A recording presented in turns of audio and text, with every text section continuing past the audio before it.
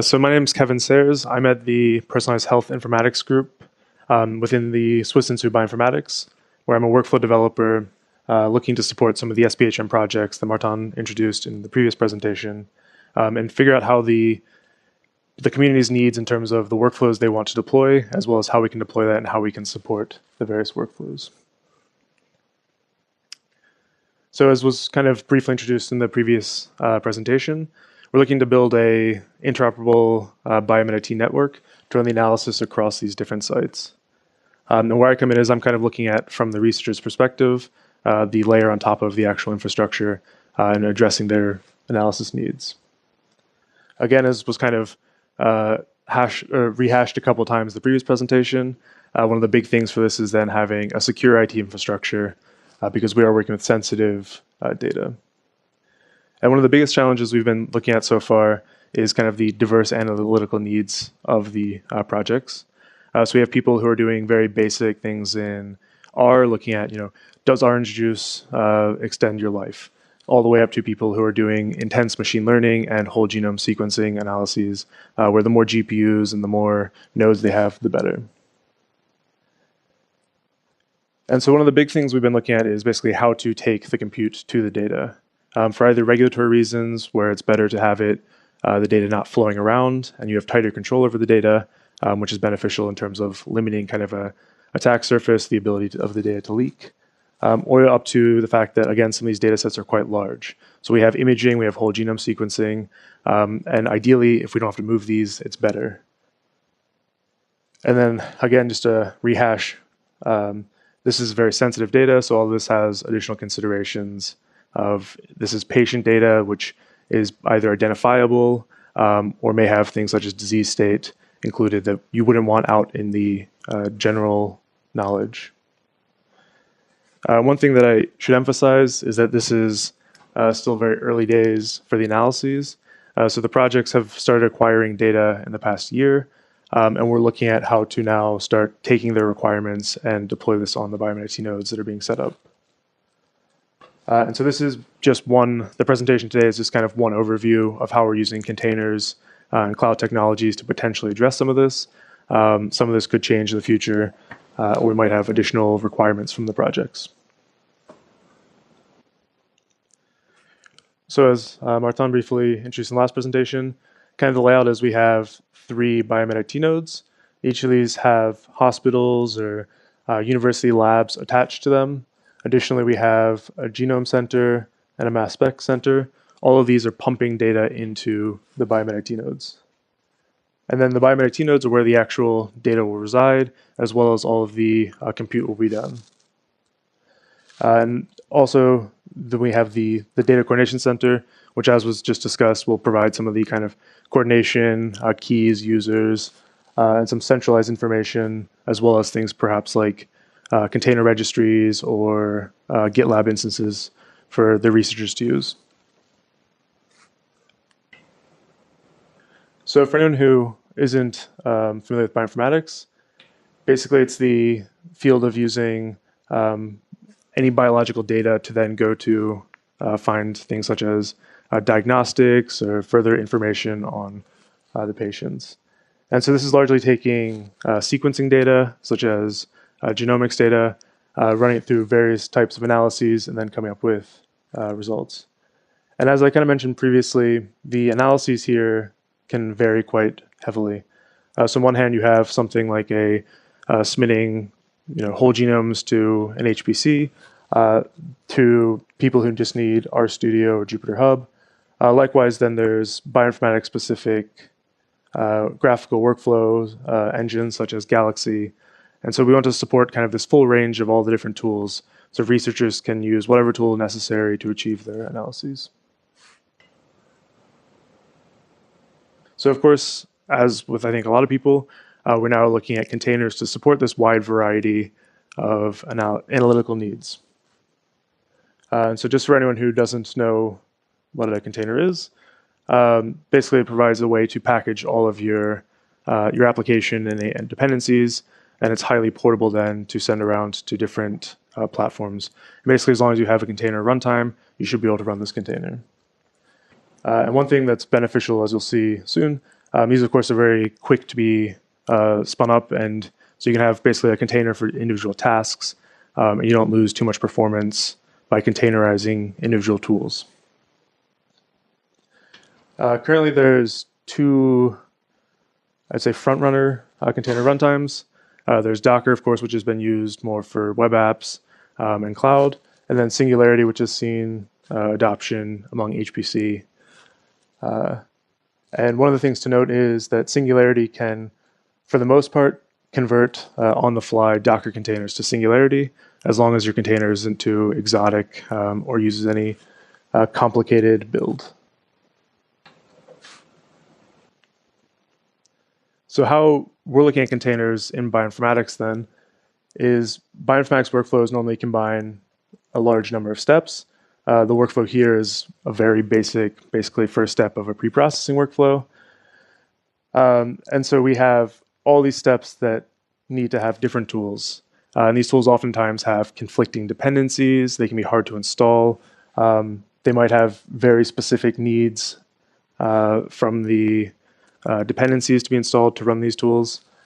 And some of them are largely not well supported because a lot of these come from biologists who are developing tools to achieve their biological analysis needs and not necessarily well backed.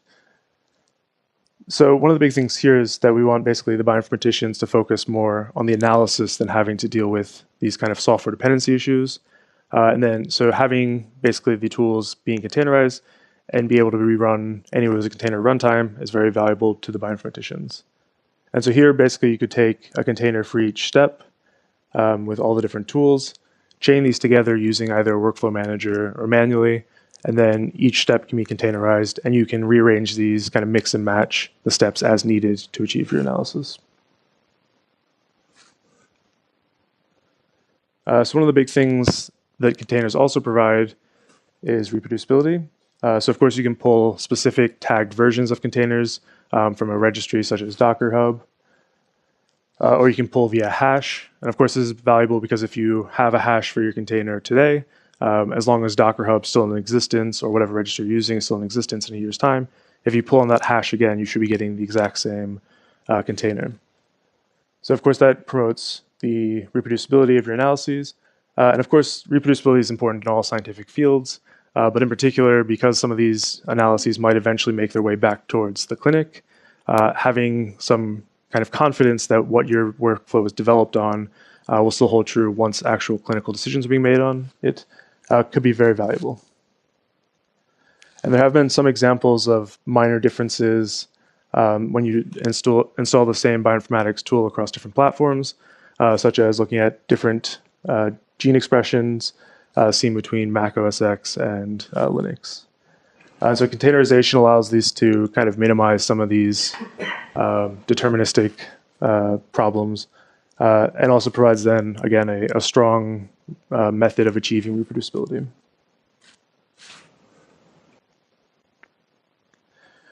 So in the bioinformatics community now, there's this project, BioContainers. And so this is creating community-based containers for various bioinformatics tools. So currently they have over 4,000 containers in their registry. And these are built on using BioConda packages, which is a bioinformatics-specific Conda channel. So anything that has a BioConda recipe automatically becomes a biocontainer. And so some of the kind of more commonly used tools, such as SAM tools, see tens of millions of pulls across various registries. And they're actually driving reproducibility by having explicit version tagging on all their containers. So you don't just have any latest tags, which could change over time. And so both this as well as some of the common workflow engines within bioinformatics have shown that there's kind of a drive towards container adoption within the bioinformatics community. So basically now that we have seen that there's containers being used within the bioinformatics, where do we go? Because we can run a container at a single site, but having a better way to orchestrate these containers across multiple sites is where we want to end up, really. So of course, we could then take these containers, run them manually at each site, getting the results, and accumulating them Additionally, most of the HPC schedulers recently have some sort of support for running containerized workflows, whether it be Grid Engine or Slurm. But those then don't really address some of the other needs within the Biomed IT community, such as hosting like Shiny R web apps or Jupyter Hub. So though the HPC schedulers can address one need, largely we don't have high HPC demands. It's more kind of high throughput or interactive workflows that we need to support. So more recently, we've now been looking at cloud native solutions, which provide kind of the next step and some more flexibility in terms of what we can support using containers. So of course, then one of the big cloud native platforms is Kubernetes. And so for anyone who doesn't know, this is a container orchestration system. So basically it allows you to send containers to different hosts, with a pod being kind of the most basic unit within Kubernetes, which is just one or more containers together. And then there's abstraction layers for networking. So within a pod, all the containers share the same network, and additional abstraction for storage. And so more recently, Kubernetes has been providing various ways to determine which node your pod ends up on. So you can either explicitly say, I want my pod to run on this node, or you can give it kind of CPU or RAM requirements to have it end up on a specific node. One of the other benefits, of course, to Kubernetes is it can be deployed not only on premises, such as on top of OpenStack, but also then you have the various cloud managed Kubernetes clusters. All the big players, AWS, Azure, have their own versions. So then what we've now been looking at is basically, does Kubernetes address this need of having support for a variety of different application types? So what we've seen so far is basically that Helm charts and other ways you can deploy Jupyter Hub for interactive notebooks. You can also deploy Galaxy, which is the graphical user interface for kind of piecing together a bioinformatics workflow. There's also libraries for parallelizing code on Kubernetes, such as Dask for Python. So this is if you want to have more of an actual script or program, you can utilize still Kubernetes to run your analyses in a parallel way. Additionally, there's ways to deploy things such as our Shiny apps, which are very popular again within the bioinformatics community, to kind of interactively play with your data and just have a dashboard that you can visualize everything on. And lastly, over the last year or two, most of the bioinformatics workflow managers have started having some varied support for Kubernetes. And so this is to run more kind of batch analyses that you might previously have run on Slurm. There's now kind of methods to run these on Kubernetes. So again, this is just kind of showing an overview of how these batch processing can work. So the various icons down here are just the major workflow languages that we see within bioinformatics. And most of these have either a direct way to run on Kubernetes, such as in the case of Nextflow, SnakeMake, Galaxy, or you can use an API on top of it, such as for the Common Workflow Language or Cromwell. And how this normally works is you run your workflow in your workflow manager. This deploys a pod that then pulls the workflow into the Kubernetes cluster, and it goes through task by task and then spins out additional pods within the cluster. So just basically each of these nodes then is either a different VM or different host, and each task within the workflow then becomes a different pod. Within each pod then you have a specific container that is being used in this pod, which is then pulled just from whatever your container registry is. One of the common things within these workflows is normally you need a persistent volume claim that has the read-write many, backed by some storage device that can support this, such as NFS, Ceph, or Gluster. And then this is because within the different nodes, you normally have results from one task need to be fed into another task. And so this is just how the nodes can kind of communicate between the different tasks. But again, so this is just kind of a a general overview of how batch processing is normally happening in Kubernetes, at least within the bioinformatics workflow engines. So what we did is we had a basic Nextflow workflow that was used to process some RNA-seq data, just to test out how this would work on the Kubernetes cluster here at Scicore. And so this is then taking basically one process from within the workflow. You can see that this is then specifying the container that this step will be run in. Additionally, you can use things such as node selectors to specify that this should end up on a high memory node. And then it's kind of your standard input outputs and command to be run as part of your workflow. And so what happens then is this is taken and converted into a pod definition YAML file for the Kubernetes cluster. And then this can be sent to different clusters. One of the very interesting things that we came across while testing this is that you can easily switch between different contexts with Kubernetes. So as long as you have a kubeconfig file which has the access credentials for the different clusters, you could actually switch and send to an on-premises cluster or a cloud cluster very easily, as long as you have different data and different sites. So this is getting towards kind of achieving what we need in terms of being able to send the analyses around to the different Biomedical sites.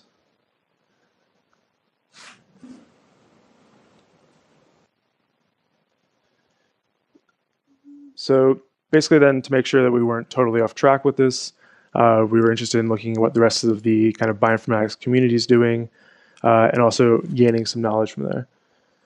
So there's the Genomics Alliance for Genomics and Health, or the Global Alliance for Genomics and Health, I should say. And they're developing various specifications for APIs to send around containers for genomics analyses. This includes the task execution scheme services, the workflow execution services, and then a tool registry, which allows you to pull down containerized workflows based on metadata. And so the SPHN actually recently became a driver project for the GA4GH. So that's, again, something that we're looking to align with. Next, there's the Elixir, which is the European Bioinformatics Network.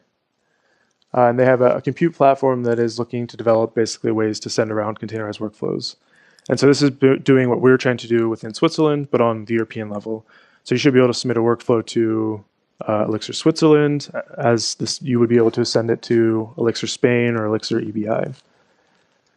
One of the things they're now working on, which is of great interest to us, is what additional security concerns do you need to look at when you're looking at these containerized workflows on sensitive data. And they've also done a Kubernetes implementation, actually, of the GA4GH task execution service. And so this is then, again, kind of driving that Kubernetes and containerization are one way to potentially address this multi-site need to run these analyses. Lastly, there's the Swiss Data Science Center, which is developing Renku, which is a data science platform that has provenance tracking and automatic workflow generation. And this is deployed on top of Kubernetes. And we have various of the SPHN driver projects who are interested in using this platform. And so that's something that we also want to support going forward.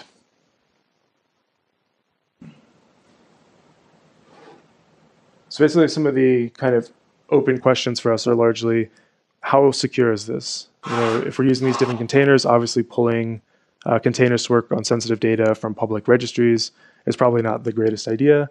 Are there other things that we need to concern ourselves with? Obviously, most of these containers currently use a shared kernel, whereas there are new kind of approaches to using isolated kernels, such as Kata containers. So that's, again, something that we're really concerning ourselves with. How secure is this? What can we do to improve the security of these workflows using containers and potentially Kubernetes? Again, one of the things, too, is within Kubernetes, it's not really been set up for multi-tenancy. And of course, there's been changes recently to try to improve this. But that is another concern for us. Do we actually have one shared Kubernetes cluster that then is namespaced, or the projects are isolated in some way like that?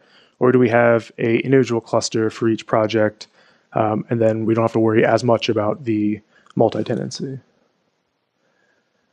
One of the other things we've been very interested in lately is there's been a renewed interest in the Kubernetes federation.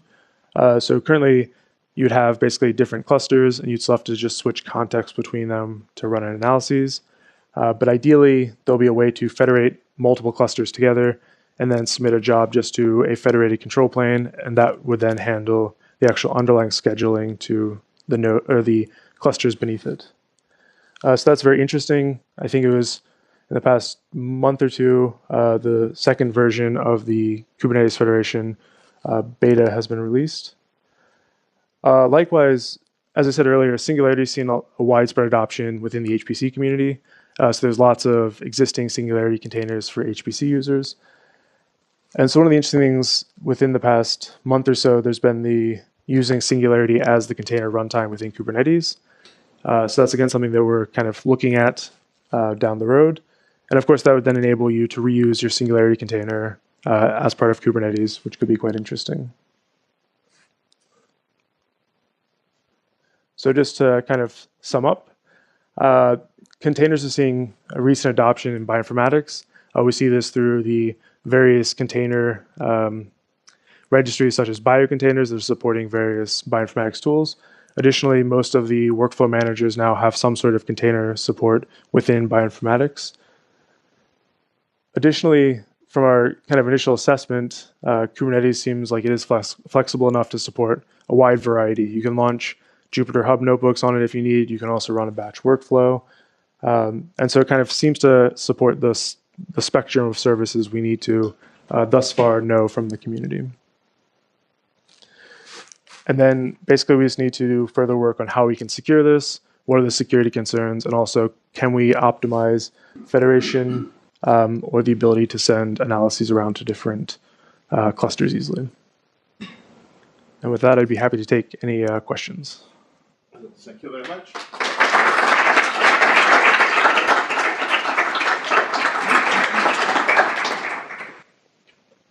Hi, Brendan. You mentioned that there's work ongoing to allow running separate kernels in Kubernetes. Is this then just a virtual machine so that Kubernetes would become kind of a control panel for containers and virtual machines, or is this something else? Like here, separate kernel, I think virtual machine. Yeah, and so that is kind of, it seems like some of these new technologies are blurring the line a lot more. So there are ways to, and I haven't actually looked too much into Kata containers, but it is basically becoming a virtual machine is my understanding. And there are ways to actually schedule virtual machines within Kubernetes. Some various of the, I'm blanking on the name right now, but the Virt, basically you can plug in a virtual machine into Kubernetes. And so I think that is kind of an interesting point is where do we go, when do we go from kind of being a container to a VM? And are we kind of just reverting back to some of these technologies? So I think it's definitely an interesting point, and that line is becoming more and more blurred, I would say. If your workflow is mostly event-based or batch-based or workflow-based, have you considered like serverless architecture or serverless tools with the workflow rather than Kubernetes? Not a big Kubernetes fan, but it's not ideal for everything, workflow or... Yeah. At the moment, we haven't really. It's something that's kind of on the table to look at down the road. One of the primary reasons for this is basically the various workflow languages that are being used support Kubernetes or HPC schedulers. And so primarily we want to provide tools that the community can easily use. And so that's one of the main reasons is just to stick with, SnakeMake and Nextflow and CWL are widely used. And so we want to do something that's supported by them primarily. But it's definitely an interesting thing for the future to look at.